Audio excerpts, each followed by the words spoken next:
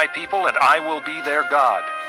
I will give them singleness of heart and action, so that they will always fear me for their own good and the good of their children after them. I will make an everlasting covenant with them. I will never stop doing good to them, and I will inspire them to fear me, so that they will never turn away from me. I will rejoice doing them good, and will assuredly plant them in this land with all my heart and soul. This is what the Lord says. As I have brought all this great calamity on this people, so I will give them all the prosperity I have promised them.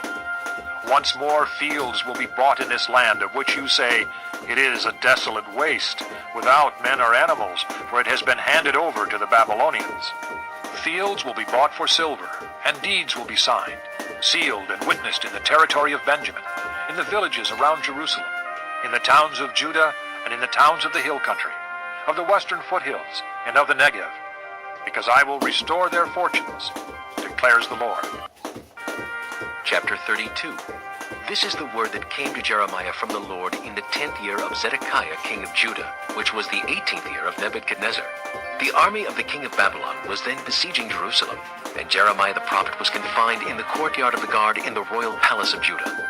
Now Zedekiah king of Judah had imprisoned him there, saying, Why do you prophesy as you do? You say, This is what the Lord says. I am about to hand this city over to the king of Babylon, and he will capture it.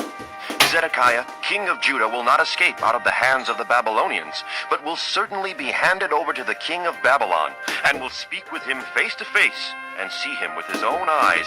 He will take Zedekiah to Babylon, where he will remain until I deal with him, declares the Lord.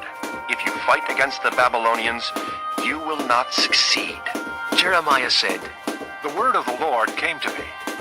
Hanamel, son of Shallum, your uncle, is going to come to you and say, Buy my field at Anathoth, because as nearest relative, it is your right and duty to buy it. Then, just as the Lord had said, my cousin Hanamel came to me in the courtyard of the guard and said, Buy my field at Anathoth in the territory of Benjamin.